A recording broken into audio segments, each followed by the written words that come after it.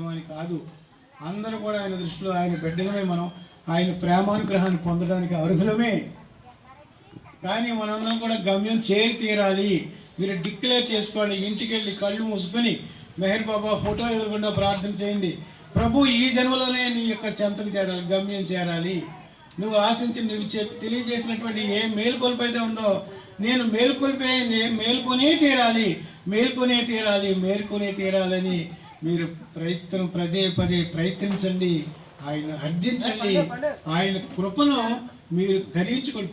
మీరు మీ వైపుకి ప్రసరింపజేసుకోండి. అప్పుడు కదా ఆయన కృప మీకు వస్తుంది. అడగంది అమ్మాయినే పెట్టదంటారు. దేవుడు సర్వజ్ఞుడు. అమ్మ పెట్టలేనప్పుడు దేవుడు సర్వజ్ఞుడు, సర్వము తెలుసు కాబట్టి ఆయన ఏదైనా ఇవ్వగలడు. కానీ ఒకటి మాత్రం గుర్తుపెట్టుకోండి, అడిగితేనే ఇస్తాడు. అడగకపోతే దాన్ని నువ్వు వృధా చేసేసుకుంటావు. అడగకుండా ఇచ్చావనుకోండి, అది ఏమవుతుంది? దాని అవసరం నీకు తెలియదు, దాని విలువ నీకు తెలియదు, అది ఏం చేయాలో తెలియదు నీకు. అలాగే వదిలేస్తావు. నీకు అవసరం అయినప్పుడు ఇప్పుడు ఒక వ్యక్తి ఎడారిలో వెళ్తున్నాడు, 7 రోజుల నుంచి ఎడారిలో ఉన్నాడు, దాహం వేస్తుంది. అతనికి ఏం కావాలండి? మంచినీళ్ళు కావాలి. పాపం 7 రోజులు ఎండలో వెళ్తూ ఉన్నాడు, దాహం ఉంటుంది, ఊపిరి ఆగిపోయే పరిస్థితి వచ్చింది. ఈ లోపల పెద్ద డబ్బు కట్ట కనపడింది. ఇంకా బ్యాగులో ఏమైనా వాటర్ బాటిల్ ఉందేమో చూశాడు. ఈ కాగితాల కట్టలు నేనే మూసుకోను, చచ్చిపోయిన తర్వాత ఇది నాకేంటి ఉపయోగం, దాన్ని బయటకు అలా గెంటేసి వెళ్ళిపోయాడు. బంగారం తారసపడింది, దాన్ని వదిలేశాడు. వజ్ర వైడీలో తారసపడ్డాయి, దాన్ని వదిలేశాడు. ఏం కావాలి? అదే పరిపూర్ణ సహాయం అన్నారు బాబా. అందుచేత నీ ప్రాణం నిలబడలేనప్పుడు ఇవన్నీ నీకేంటి ఉపయోగం? ఎక్కడెక్కడ వదిలేసి వెళ్ళిపోతావు. అందుకని అది పరిపూర్ణ సహాయం, అది విలువైనది. ఆ వాటర్ బాటిల్ విలువ కట్టగలమా చెప్పండి?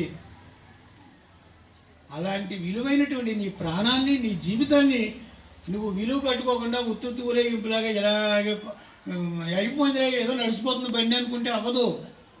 నువ్వు గమ్యం చేరాలంటే టెస్ట్ వేసి కూర్చో, బెత్తం పట్టుకుని కూర్చోవాలి అక్కడ గురువుగారు అని ఒక అతను సలహా అడిగాడు గురువుగారిని. మీరు ధ్యానం ఎలా చేయమండి కదండి, బెత్తం పట్టుకుని కూర్చోవాలి సార్ మీరు, అప్పుడే వీళ్ళందరూ కరెక్ట్గా ధ్యానం చేస్తారు అన్నారు. అప్పుడు గురువుగారు ఎవరో తెలుసా? మెహర్ బాబా.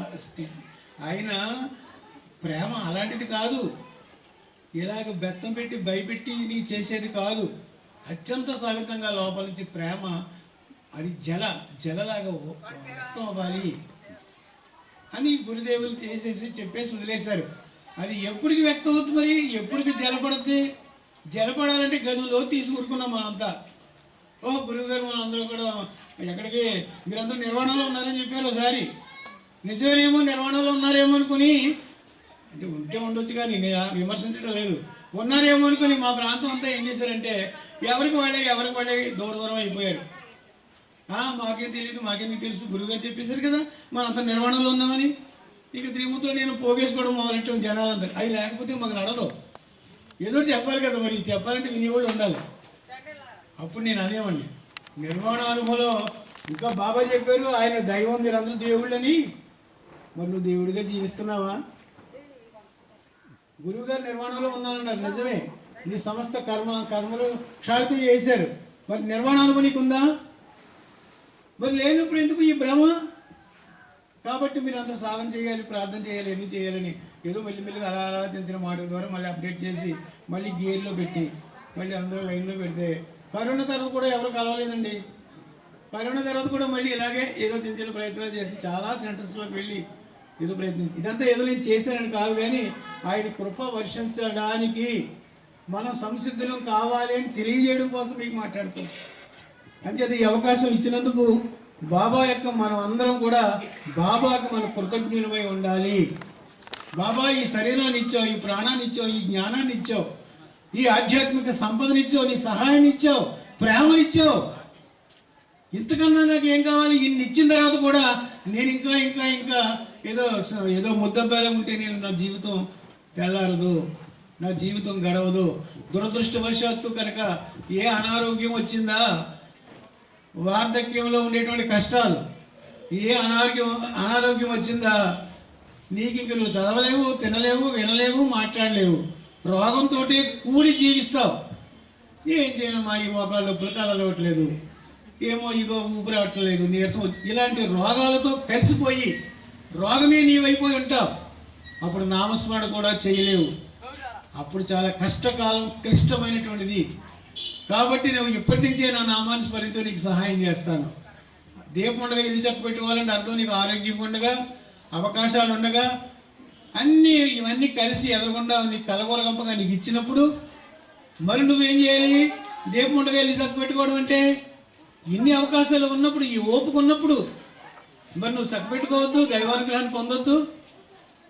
కబీర్ అంటాడు, నువ్వు వయసులో ఉన్నప్పుడు, అన్ని అనుకూలతలు ఉన్నప్పుడు దేవుడు నీకు అక్కర్లేదు. ఇప్పుడు నీకు దేవుడు కావాలంటే వచ్చేస్తాడా? నువ్వు అవకాశాలు ఉన్నప్పుడు దేవుణ్ణి స్మరించలేదు, ఇప్పుడు నీ కష్టంలో ఉన్నప్పుడు కేకేస్తూ వచ్చేస్తాడా అని చెప్పి ఆయన వార్నింగ్ ఇచ్చాడు మనందరికీ. దేవుణ్ణి పిలవడానికి కూడా ఆర్తి కావాలి కదండి. హృదయంతో పిలవడం అలవాటు చేసుకోవాలి. హృదయంతో పిలిస్తే అదే క్షణంలో ప్రత్యక్షం అవుతాడు. కానీ హృదయంతో పిలిచే అలవాటు ఎంతమందికి ఉంది? హృదయంతో పిలవగలిగే సమర్థత ఎంతమందికి ఉంది అని మనం ప్రశ్నించుకోవాలి. ఆ హృదయంతో పిలిచే సమర్థత కోసం నువ్వు లక్షల సార్లు నామస్మరణ చేయాలి, లక్షల ధ్యానాలు చేయాలి, లక్షలాది ఈ ప్రయత్నాలు నీ జీవితం పునీతం అవడానికి నిరంతరం కృషి చేయాలి. అప్పుడు నీ హృదయ ఆవిష్కరణ జరుగుతుంది. ఆ హృదయంతో బాబా అంటే ఏనైనా అని అడుగుతాడు. ఇంకా బయట కనపడ్డి ఇంకప్పుడు హృదయంతో పిలిస్తే పిలిచేది నీవే అయి ఉంటాడు, తానే అయిపోయి ఉంటాడు. ఆ హృదయాంతర్యాముగా నీలో ఉండాలి. ఆ ఉన్నటువంటి ప్రేమను పంచుతున్నాడు. పంచే ప్రేమను మనం వినియోగించుకోవాలి. ఆధ్యాత్మికంగా పురోగమించాలనే విశ్వాసంతో, ఆర్తితో మీ అందరూ ఇక్కడికి వచ్చారు కనుక మెహర్ బాబా యొక్క వాంఛితాన్ని పురస్కరించుకొని మీ అందరికీ కూడా సంబంధించినటువంటి ఆ ప్రేమానుగ్రహం నింపడానికి నేను సిద్ధంగా ఉన్నాను, మిమ్మల్ని ఆశీర్వదించడానికి సిద్ధంగా ఉన్నానని అమ్మ గురుదేవులు ఇద్దరు మనకు వ్యక్తమై మనకు ఎదురుగుండా ప్రత్యక్షంగా చిత్ర రూపాల్లో మనకి దర్శనమిస్తున్నారు. కాబట్టి మన అందరికీ హృదయాలు పునీతం కావాలని, మనకి ఆ సమస్త ఆటంకాలు తొలగించి నిరంతరము ఆ భగవంతుని యొక్క ధ్యాసలో ఉండాలని త్రికరణశుద్ధిగా ఆకాంక్షిస్తూ, అందుకు మీ యొక్క సహాయాన్ని అర్థిస్తూ, మాకు సహాయం చేయమని ప్రార్థిస్తూ, మనందరి తరఫున ఆయనకి హృదయపూర్వక కృతజ్ఞతలు తెలియజేస్తూ, ఆయన సహాయాన్ని ఆస్వాదించే అనుగ్రహాన్ని ఇమ్మని మనందరి తరఫున ప్రీతమ తండ్రి మెహర్ ప్రభుని, గురుదేవుల యొక్క అమ్మగారి యొక్క పాదపద్మములకు శిరస్సు వంచి మనందరి తరఫున నీ యొక్క ప్రేమానుగ్రహాన్ని ప్రసాదించే ప్రభు అని అర్థిస్తూ, అవతార్ మెహర్ బాబా की जय, अवतार मेहर बाबा की जय, अवतार मेहर बाबा की जय। मातृश्री मेहर गायत्री देवी समेत सद्गुरु श्री मेहर चैतन्य जी महाराज की जय। मातृश्री मेहर गायत्री देवी समेत सद्गुरु श्री मेहर चैतन्य जी महाराज की जय। मातृश्री मेहर गायत्री देवी समेत सद्गुरु श्री मेहर चैतन्य जी महाराज की जय। जय बाबा।